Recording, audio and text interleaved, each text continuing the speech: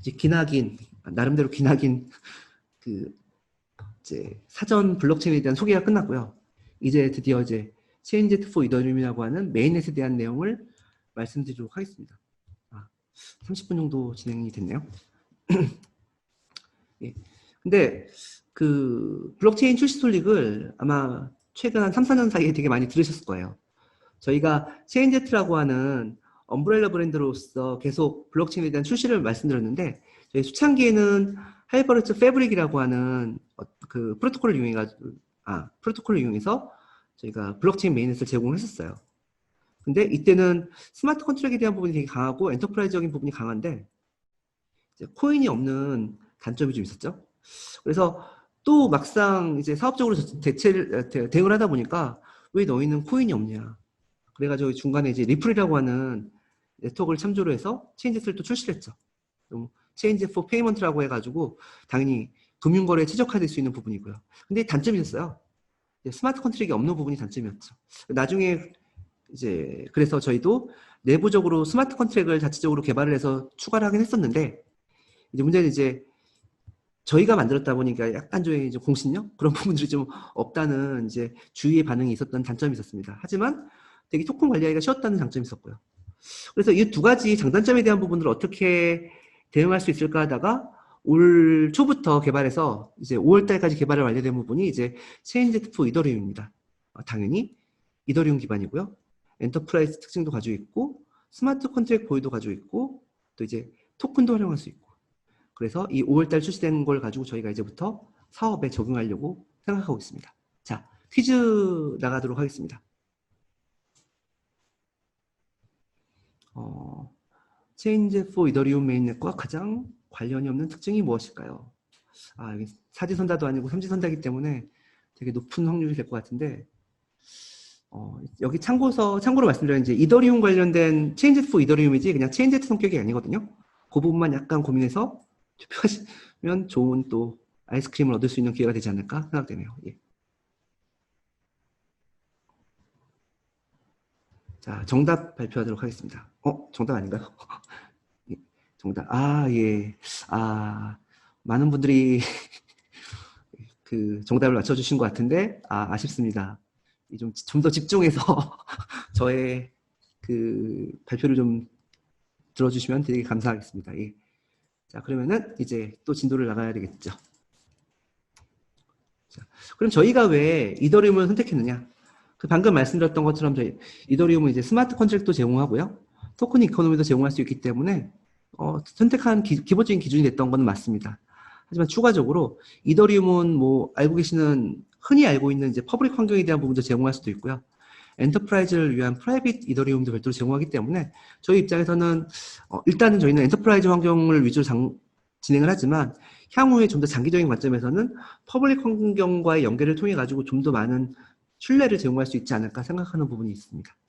그리고 또 이더리움 같은 경우에는 엔터프라이즈 이더리움 어소시에이션이라고 하는 그 EA라는 모임이 있어가지고 요 엔터프라이즈에 대한 어떤 요건을 좀 더 개발할 수 있고 어떤 기능을 계속 확대하는 그 연합이 있거든요.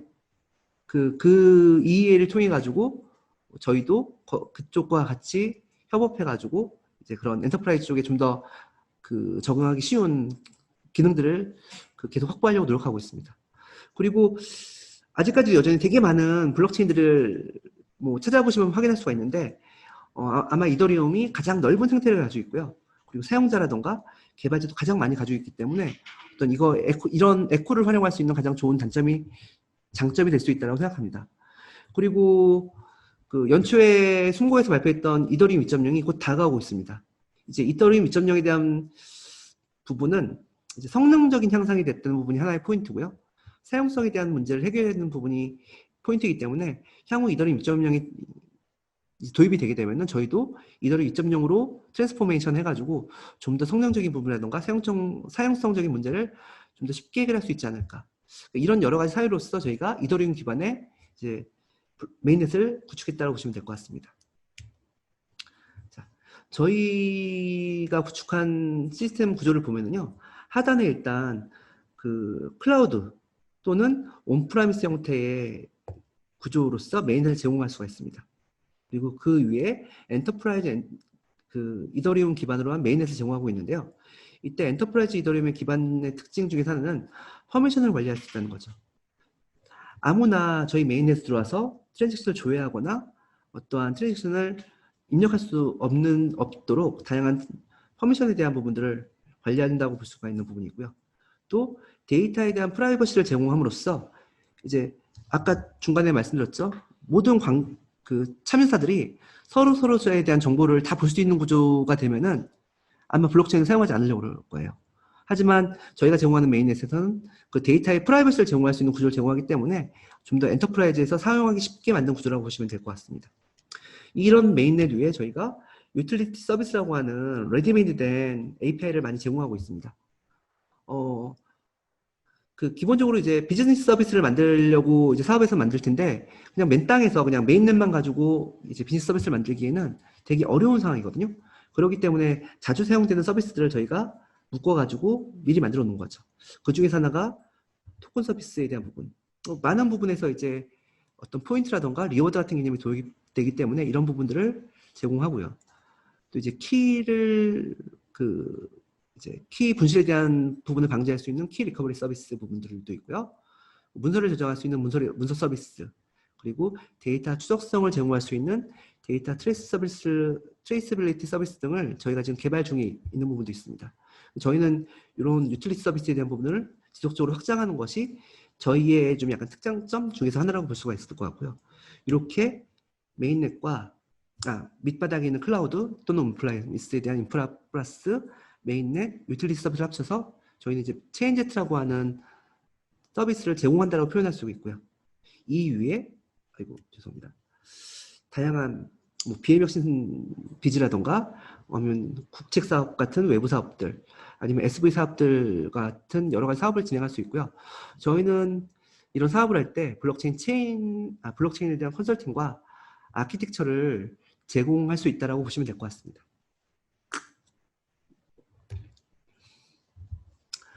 다시 방금 말씀드렸던 부분을 특징을 좀 요약해서 말씀드리면 저희 메인넷은 클라우드뿐만 아니라 온프라미스에서 메인넷을 제공할 수 있다라는 부분들, 그리고 엔터프라이즈 블록체인 서비스를 제공한다. 프라이버시라든가 접근 제한에 대한 부분이죠. 그리고 다양한 유틸리티 서비스를 지원할 수 있다는 부분들에 대한 세 가지 특징을 가지고 있고요. 이 각각의 특징에 대한 부분을 좀 더 좀 쉽게 설명하도록 하겠습니다. 메인넷입니다. 저희가 클라우드 기반의 서비스용 같은 경우에는 바로 구매해서 사용하실 수가 있어요. 당연히 클라우드 서비스이기 때문에 이제 API 호출로서 서비스를 사용하시면 될 것 같고요. 온프라미스 같은 경우에는 설치형이고요, 당연히. 저희가 미리 이제 자동화 설치 스크립트를 만들어 놨기 때문에 해당 메인넷 이제 고객의 욕구에 맞춰서 해당 인프라에 가서 설치를 할 수가 있겠어요.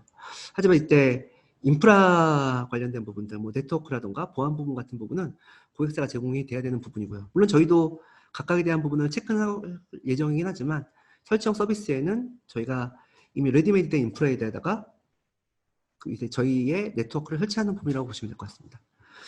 저희는 기본적으로 요 배수라고 하는 블록체인 노드 4대를 기본적으로 제공하고 있고요. 그리고 이제 프라이버시 제공하기 위한 이제 오라이온 노드에 대한 부분을 별도로 한 대 제공을 하고 있습니다. 그리고 이런 블록체인에 대한 어떤 정보를 볼 수 있게 하는 블록 익스플로러까지 제공을 하고 있고요. 이러한 네트워크 토폴로지를 제공하는 부분이 있고요. 온프라미스는 아까 말씀드렸던 것처럼 자동화 설치 부분에 대한 제공하는 부분이 있습니다. 그리고 고객의 요청에 따라서 이제 인프라에 대한 모니터링도 연동을 할 수 있고요. 아니면은 저희에 있는 제트몬에 대한 부분을 이제 연결이 되어 있기 때문에 좀 손쉽게 연결할 수 있습니다. 이런 세트가 이제 메인넷으로도 제공하지만 이제 개발하기 위한 테스트넷도 제공이 되기 때문에 일반적으로 2번의 세트가 제공이 된다라고 이해하시면 될 것 같고요.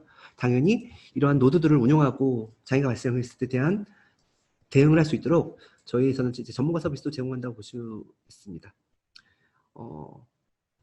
예. 이렇게 메인넷에 대한 설명을 말씀드리고요. 아까 이제 특징에 대한 부분을 4가지를 말씀드렸는데 요 2번째 타일 중화와 투명성에 대한 부분 성격은 저희가 지금 제공하고 있는 이제 엔터프라이즈 업무하고는 좀 약간 맞지 않는 부분이거든요. 모든 노드들이 동일한 원점을 가지고 있을 경우에는 이제 프라이버시에 대한 부분이 이제 제공이 안 되기 때문에 이런 부분에 대한 보강이 좀 필요한 부분이고요. 또 각 노드가 동일한 원점을 조회할 수 있으면 안 되잖아요. 허가받은 사용자가 접근할 수 있도록 하는 부분이 필요한 부분이 있겠죠. 그래서 이 엔터프라이즈 특징을 말씀드리면요. 먼저 프라이버시를 말씀드리겠습니다. 이제 핵심은 그거죠. 권한인 사용자만 볼 수 있게 하겠다라는 부분이고요. 그림처럼 이렇게 현대와 아까 처음에 말씀드렸던 사례를 근간으로 말씀드리는 거죠. 현대 노드와 기아 노드 간에만 프라이빗 그룹을 만들어 가지고 아까 말씀드렸던 그 운전자 정보에 대한 부분들은 요 프라이빗 그룹에서만 볼 수 있게 하겠다는 식의 프라이버시 그룹을 만들 수가 있습니다. 당연히 프라이빗 그룹별로 물리적인 데이터 저장 공간을 분리할 수 있어요. 그러면은 그 메인넷 구조에서 이제 프라이버시 노드라는 부분들을 구분해서 만들 수도 있고요. 그 해당되는 정보가 이제 암호화돼서 저장되기 때문에 이제 여러 프라이빗 그룹들이 동일한 프라이버시 노드를 사용할 수 있긴 하지만 고객이 보통 일반적으로는 독립적인 서버를 구축을 원할 때에는 각각의 그러한 데이터 분리를 위해서 프라이버시 노드를 분리해서 구성하게 되면은 독립적인 이제 분리된 데이터 영역을 가질 수 있는 기능도 제공하고 있습니다. 그리고 모든 노드들이 이제 동일하게 정보를 공유해야 될 경우, 뭐 리워드 같은 경우는 그러죠. 리워드가 한번 토큰으로서 발행이 되게 되면은 그 리워드를 뭐 특정한 참여자만 쓰는 게 아니라 전체 다 쓸 수 있기 때문에 전체 파블릭 영역에 쓸 수 있는 영역에다가 해당된 정보를 기본적으로 저장한다고 볼 수가 있습니다. 뭐 기존의 그 배터리 관련된 부분만 말씀드렸는데 이제 공공기관 같은 경우도 예를 찾아보면은 공공기관들은 되게 다양한 업체들과 정보를 공유할 수 있지 않습니까? 주로 이제 업체들로부터 어떤 어디 정보를 이제 받아들이는 정보를 하는 역할을 하겠죠. 하지만 이런 정보들을 블록체인에 올릴 경우에는 그 정보가 공유되기 때문에 공공기관과 각각의 업체들이 하나의 이렇게 프라이빗 그룹을 만들어 가지고 독립적으로 데이터를 나누어서 관리할 수 있다는 기능도 그런 부분도 사업적으로 고려해 볼 수가 있습니다. 두 번째 퍼미션에 대한 부분을 말씀드리겠습니다. 기본적으로 퍼미션은 이제 화이트리스트 단위로서 접근할 수 있는 노드라던가 사용자들을 관리할 수가 있습니다. 저희가 이제 이노베이션에다가 노드를 구축해 줬는데 기아, 현대, LG화학은 접근할 수 있지만 뜬금없이 갑자기 삼성 SDI가 우리도 넣어줘 들어오더라도 노드 화이트 리스트에 삼성 SDI가 없게 되면은 당연히 저희 노드에서 이제 노드에 접속을 해가지고 정보를 가져갈 수 없는 구조가 되겠죠. 그래서 이게 좀 파블릭 블록체인과의 차이라고 볼 수가 있을 수 있겠고요. 두 번째, 사용자들에 대한 부분도 당연히 그 화이트리스트에 등록되어 있는 사용자들만 접속돼서 데이터를 조회할 수 있고요. 추가적으로 요 키 모양이 이제 PKI 방식인데요. 이제 토큰 방식인데 그 토큰에 대한 부분을 제공해서 토큰이 가지고 있는 사용자들만 저희 노드에 접속해서 어떠한 API를 호출할 수 있는 기능도 제공하고 있습니다. 그쵸? 인증 토큰을 활용한 부분을 말씀드리는 부분이죠. 자, 이제 방금 전까지는 이제 그 엔터프라이즈 블록체인의 특징인 프라이버시와 이제 퍼미션에 대한 부분을 말씀드렸고요. 이번에 유틸리티 서비스에 대한 부분을 말씀드리도록 하겠습니다.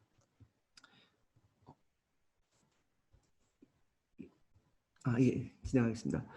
유틸리티 서비스는 말씀드린 것처럼 키 리커버리 서비스, 토큰 서비스, 데이터 트레이서비스 서비스, 그리고 도크린 서비스 등이 있고요.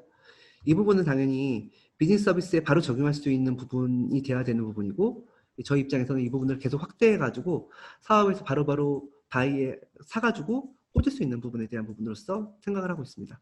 이 부분도 약간 더 각각의 서비스별로 설명을 드리도록 하겠습니다.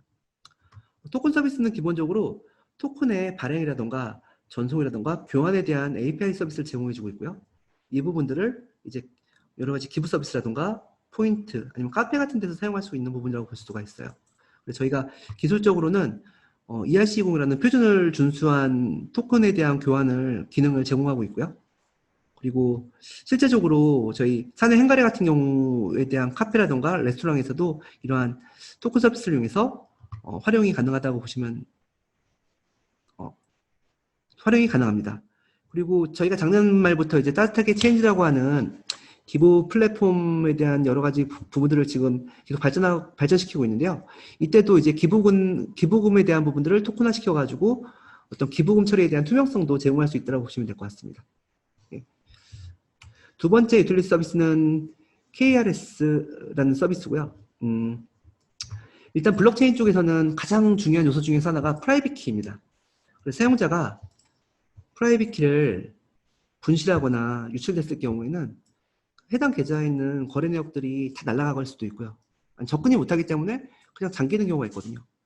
왼쪽 그림에 있는 것처럼 뭐 암호화폐 거래소 대표가 사망하는 바람에 키를 확인할 수 없는 거예요. 이런 부분도 있었고, 실제적으로 뭐 엄청나게 그 큰 금액들이 잠겨 있는 상태로 있거든요. 블록체인에는. 이런 부분들이 뭐 그냥 개인적인 영향만 있는 거 아니라 크게는 뭐 이제 거래소를 파산시키기도 하고, 아니면 어떤 그 분산 앱을 개발하는 서비스 업체들도 망하게 할 수 있는 구조가 되기 때문에 저희는 그런 것들에 대한 리스크를 해지하기 위해서 이런 프라이빗 키를 그 좀 더 안전하게 사용할 수 있는 키 리커버리 서비스를 제공합니다. 구조는 되게 간단해요. 그림처럼 사용자가 프라이빗 키들을 뭐 분실하더라도 새로운 키를 어셋에 바로 연동시키는 게 아니라 중간에 있는 프락시 어드레스라는 컨셉을 통해 가지고 연결시키게 되는 구조고요. 이런 부분들을 개인이 그냥 그 진행할 수 있는 게 아니라 전체적인 서비스를 담당하는 서비스 사업자가 키에 대한 교체라던가 뭐 분실에 대한 확인을 할 수가 있다고 보시면 될 거죠. 그래서 이제 중요한 부분은 이런 여러 가지 사건이 발생하더라도 자산에 대한 부분을 유지할 수 있다는 부분이 가장 큰 장점이 될 수 있고요. 또 복수 개의 키를 이제 하나의 어셋에 연동시킬 수 있기 때문에 어떤 키 관리에 대한 어떤 효용성을 더 넓혔다고 볼 수 있습니다. 그리고 이런 부분들을 서비스 사업자가 오너십을 가지고 키를 복구할 수 있는 권한을 줬기 때문에 사업 단위에서의 어떠한 주체권을 운영할 수 있는 부분이 또 하나의 장점이라고 볼 수 있겠죠. 예, 자, 그러면 이제 퀴즈가 나왔네요. 뭘까요? 자, 사용자 프라이빗 키 분실 시 또는 유출 시 키 복구가 가능한 유틸리티 서비스는 무엇일까요? 일단은 약자만 봐서는 KPI가 가장 눈에 띄긴 하는데 이거 아니, 잘못된 답으로 인도하면 안 되는데 방금 설명해 드렸기 때문에 대부분 다 퀴즈를 맞추실 거라고 생각한 저는 개인적으로는 95% 정도의 정답률이 날 거라 예상해 보도록 하겠습니다. 자, 그래도 나름 거의 90%에 육박한 부분이네요. 예. 솔직히 KMS라는 용어도 뭐 그렇게 크게 틀리진 않지만 KMS는 되게 광범위한 영역을 커버리지하기 때문에 저희가 초창기에는 KMS라는 용어도 살짝 사용했다가 솔직히 본연의 기능만 집중하자라고 해가지고 키 복구 시 서비스라고 하는 KLS를 저희의 유틸리티 서비스 이름으로 지정을 했습니다. 예. 그러면은 잠시 혹시 질문 거 없나요? 없죠. 예. 그럼 계속 진행하도록 하겠습니다. 도큐멘트 서비스는 앞단에 말씀드렸던 것처럼 이제 문서에 대한 부분은 이렇게 업체인 스토리지에서 관리하겠다. 그리고 블록체인에다가는 어떤 중요 정보들, 뭐 생성 정보라던가 조회 정보에 대한 부분들을 관리해가지고 어떤 문서에 대한 진위 여부라던가 아니면 문서에 대한 어떤 저장에 대한 그 신뢰성을 사용자들한테 제공하겠다는 부분이 저희 도큐멘트 서비스의 핵심입니다. 이 부분은 뭐 그 저희도 개발 중인 부분이고요, 이 아직. 그래서 아무튼 뭐 사업적으로 봤을 때는 여러 가지 계약 문서를 저장해달라, 뭐 MOU 문서를 저장해달라는 요청이 있을 것 같고요.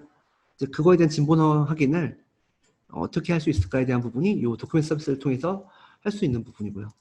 처음에 기술적인 부분 중에서 이제 저희가 해시에 대한 개념을 말씀드렸는데 그 해시를 이용해 가지고 되게 간단하게 진본 여부를 제공해주는 기능이라고 보시면 될 것 같습니다.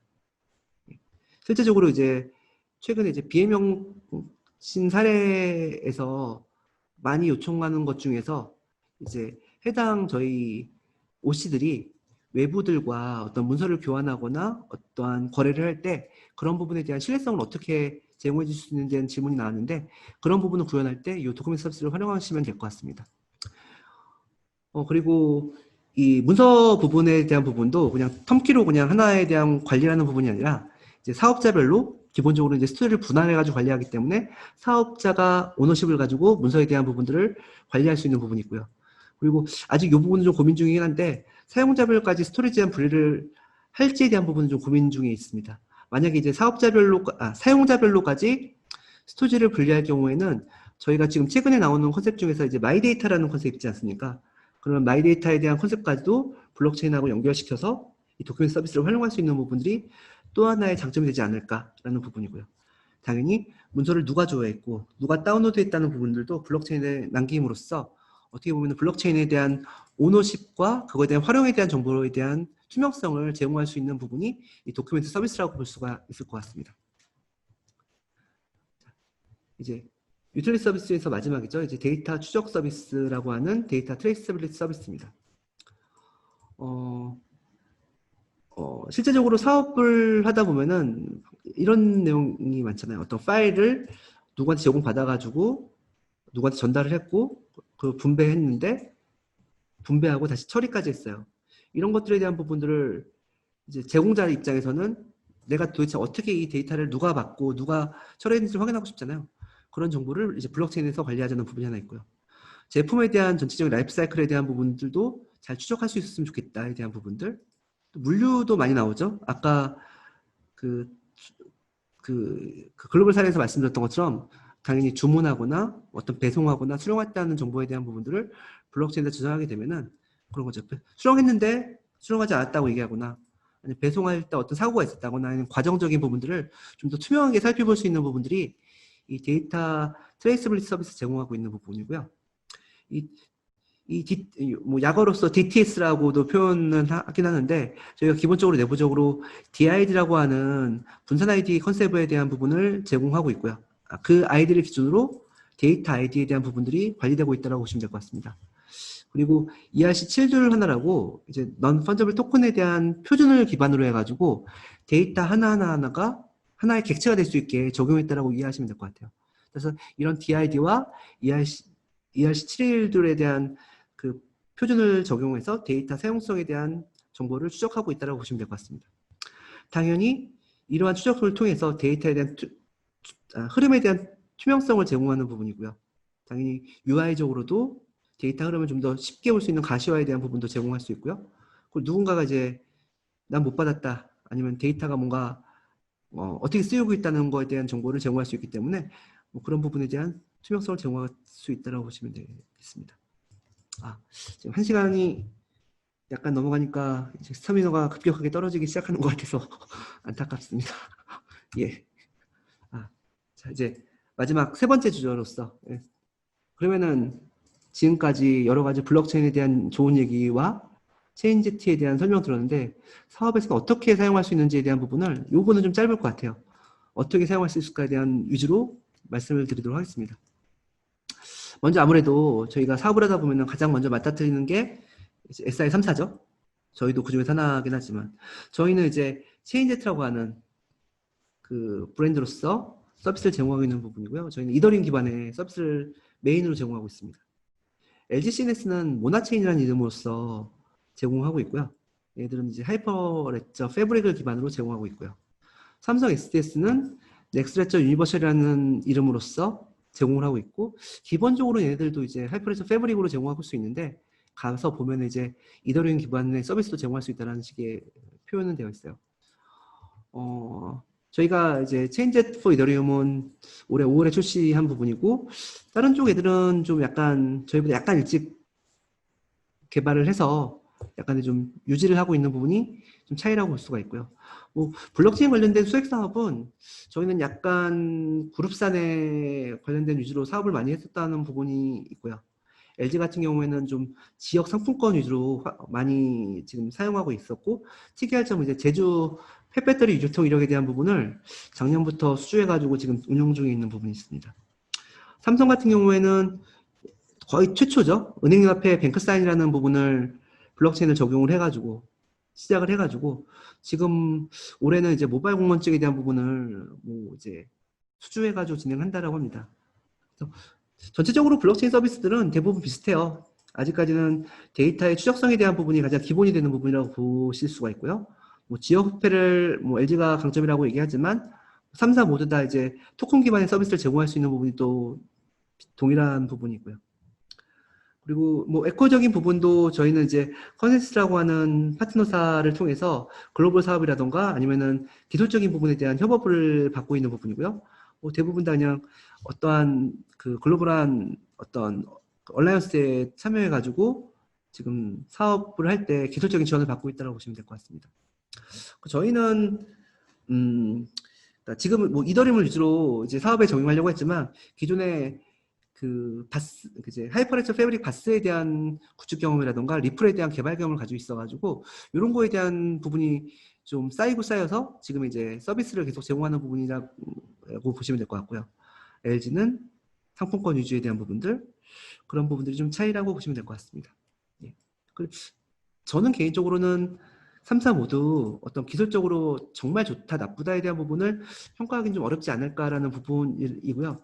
결국은 어떤 사업을 수주해 가지고 들어가느냐에 대한 차이라고 정도 생각을 하고 있고요. 보통 이제 사업에 들어갈 때는 뭐 이제 3사가 메인으로 블록체인 관련된 경우는 메인으로 들어가긴 하지만 실제적으로는 협력사들을 항상 같이 들어가 가지고 진행하는 구조로 사업을 하고 있다고 보시면 될 것 같습니다. 이제 저희가 지금 엔터프라이즈 이더리움 기반으로 구성되어 있기 때문에 그러면 엔터프라이즈 이더리움 기반의 메인을 제공해주는 업체들에 대한 비교를 좀 해보았습니다. 뭐 체인제트는 저희가 하는 거고요. 이제 컨덴스사에도 칼레이드라고 하는 바스를 제공해주고 있어요. 또 람다 256이라고 하는 국내 회사고요. 유니버스는 좀 많이 들어보셨을 것 같은데 유니버스라고 하는 엔터프라이즈 블록체인도 이제 이더리움 기반으로 하고 있고요. 저희 뭐 클레이튼 더 잘 아시겠죠. 카카오의 자회사죠. 그라운드엑스가 운영하는 클레이튼은 얘들은도 당연히 엔터프라이즈 이더리움을 제공하고 있고요. 추가적으로 얘네들은 이제 파블릭으로도 이더리움 서비스를 제공하고 있다고 보시면 될 것 같습니다. 큰 차이는 없어요. 보시면은. 근데 저희는 좀 약간 그 메인넷도 운영은 하지만 이제 유틸리티 서비스에 대한 부분은 중점적으로 개발하는 게 우리의 역할이라고 보고 우리의 특장점이라고 보고 생각하는 부분이고요. 거꾸로 이제 클레이튼 같은 경우에는 얘들은 에코에 대한 형상, 그러니까 같은 발전을 위해서 에코가 이제 그러한 서비스들을 그냥 개발하는 부분이고 이제 클레이튼 같은 경우에는 메인넷에 중심적으로 개발하는 부분이 있고요. 나머지들도 주로 에코를 활용하는 위주가 많고 유틸리티에 대한 부분은 좀 약간 약한 부분이라고 보시면 될 것 같습니다. 당연히 비즈 서비스는 개발 지원이 가능한 부분이고 저희는 나름 그래요. 이제 자체적으로 그 메인넷도 운영할 수 있고 뭐 인프라 구축부터 메인넷 구축, 비즈니스 서비스, 사업 개발까지 전체적인 부분에서 경험할 수 있는 부분을 제공할 수 있는 부분이 저희 장점인 것 같고요.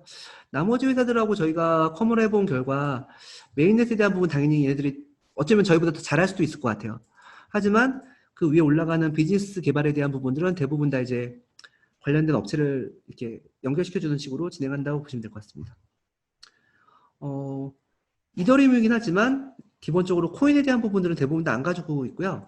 클레이튼 같은 경우에는 파블릭으로 서비스를 제공하기 때문에 클레이라고 하는 메인 그 코인을 가지고 있다고 보시면 될 것 같습니다.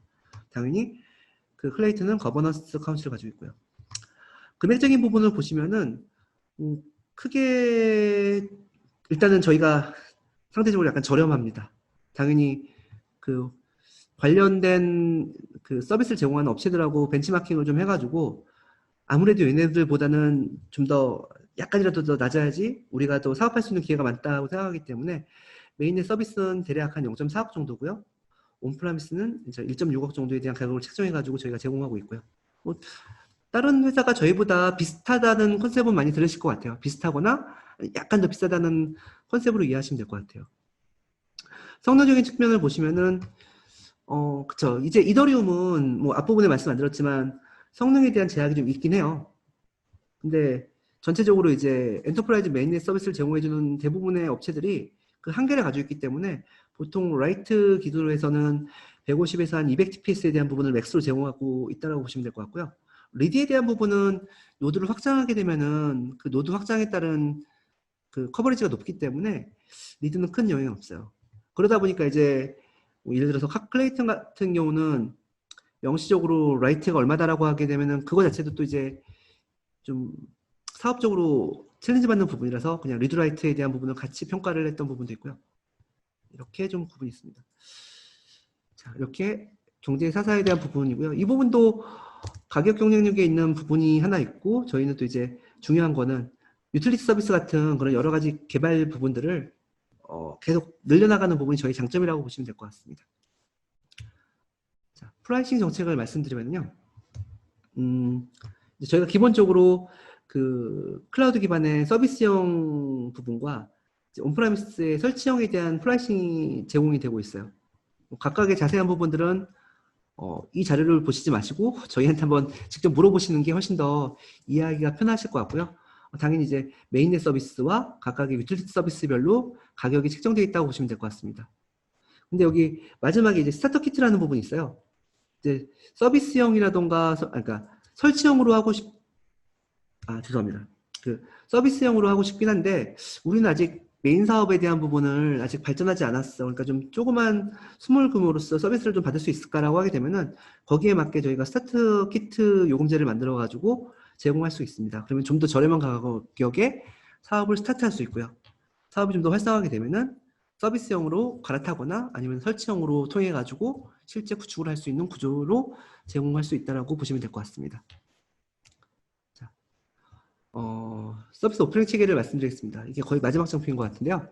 일단은 자, 잘 모르겠다, 궁금한데 잘 모르겠다라고 하면은 블록체인 사업은 저희 에너지 짱짱한 이선민 리더님한테 문의를 주시면 되는 거고요. 기술적인 부분들은 꼭 블록체인 아니라도 상관없어요. 다양한 부분에 대한 기술에 대한 부분은 저한테 물어보시면은 저희가 정말 친절히 모시도록 하겠습니다. 물어봐 주시면 될 것 같고요. 좀 낯을 가리시는 분들은 이렇게 이메일 주시면은 저희가 거기에 대해서 친절히 답변을 해드리도록 하겠습니다. 저희가 크게 블록체인 사업 영역과 블록체인 기술 영역으로 지금 대응을 하고 있다고 말씀드렸고요.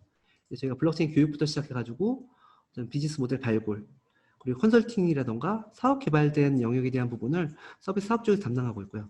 당연히 이런 블록체인 환경 구축에 대한 부분, 뭐 메인넷 제공이라던가 그런 부분에 대한 부분, 그리고 다양한 POC, MVP 또는 상용화에 대한 부분도 저희가 당연히 담당하고 있고요. 거기에 따른 운영에 대한 부분까지도 저희가 기술적으로 제공하고 있으니 저희한테 물어봐 주시면 될 것 같고요.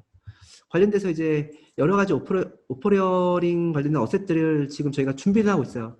일부는 만들어 놨는데 아직 약간 좀 준비하는 부분이 있는데, 일단 사업을 진행하실 때는 큰 문제가 없기 때문에 언제든지 사업적인 이제 협업 모델을 만들고 저희한테 제안을 해주시거나 저희한테 요청을 해주시면은 저희가 항상 달려가 가지고 지원하도록 하겠습니다. 지금 얼마 됐죠? 1시간 30분은 채우지 못했지만 아무튼 본 그 소개를 통해 가지고 블록체인이 이제 어떻게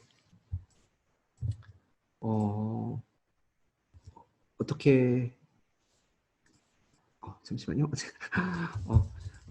죄송합니다.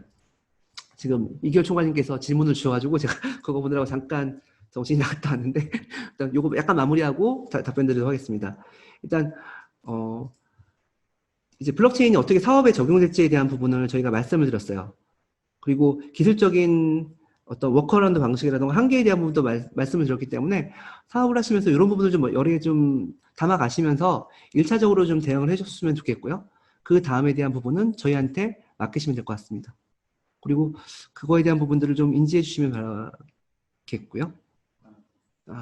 예, 지금까지 되게 장시간 동안 그 저희 하이톤의 목소리를 들어주시느라 되게 힘든 그 청취가 되시지 않았을까 생각이 들었는데요. 아무튼 그 지금까지 말씀드렸던 내용 기반으로 해가지고 밖에서 사업하시거나 아니면 내부적으로 사업하실 때 조금이라도 됐으면 하는 바람이고요. 잘 모르시겠다, 묻지도 따지지 말고 저희한테 연락 주시면은 저희가 항상 그 9to6 개념으로 지원해 드리도록 하겠습니다. 들어주셔서 감사드리고요. 예, 모든 지금 운영해 주시는 그 TTG 멤버들한테도 감사드리도록 하겠습니다. 네, 이상으로 발표를 마치도록 하겠습니다. 예, 좋은 하루 되시기 바랍니다. 감사합니다. 예.